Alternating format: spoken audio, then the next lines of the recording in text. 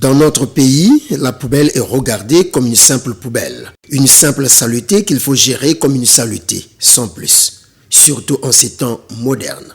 Car, à l'époque rudimentaire, la poubelle était gérée comme un atout.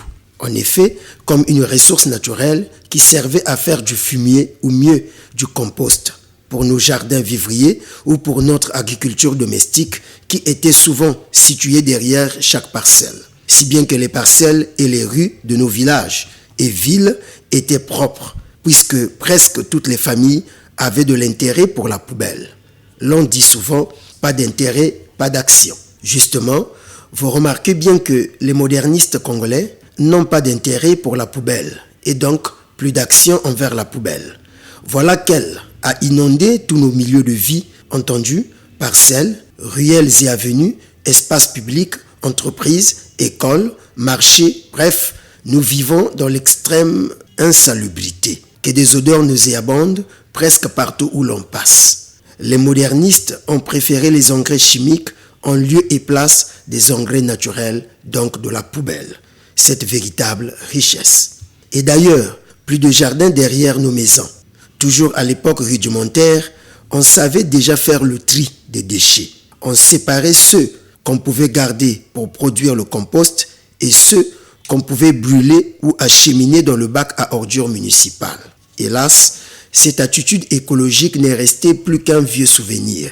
À l'heure où l'humanité a plus que jamais besoin des mentalités écologiques et bien plus du business écologique.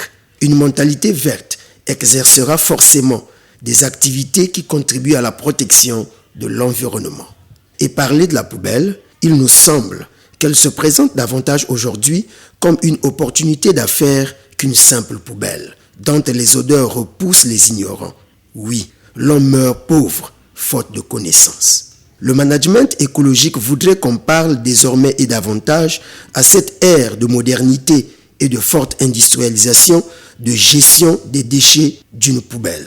C'est là qu'intervient la politique du triptyque, tri, recyclage et valorisation des déchets. Car trier un déchet devient une ressource, une opportunité entrepreneuriale, s'il vous plaît, dans le principe de l'économie circulaire.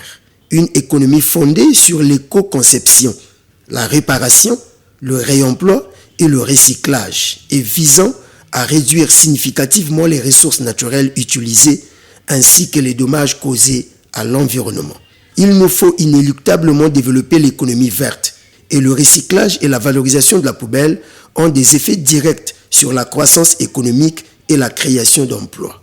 Une chaîne de valeur devrait être créée pour une gestion responsable de la poubelle, allant du ramassage aux produits écologiques transformés, en passant par le tri, le recyclage et la valorisation des déchets. Tenez, avec la poubelle, l'on peut obtenir le compost, l'énergie, une variété de produits recyclés à partir des déchets plastiques solides et même liquides. Vous pouvez compléter la liste. Comme quoi, rien ne se perd, tout se transforme. Entreprendre dans la poubelle offre un gisement d'opportunités d'affaires, car son champ d'action est bien vaste. Or que même nos gouvernants n'y voient que la poubelle et rien d'autre. Sinon, pourquoi cette richesse traîne-t-elle encore dans nos parcelles, nos quartiers et nos villes? Même les municipalités appelées à assainir nos communes ne trouvent aucune opportunité de développement dans la poubelle, si ce n'est qu'une simple dépense dérangeante. Tous, nous méprisons la poubelle.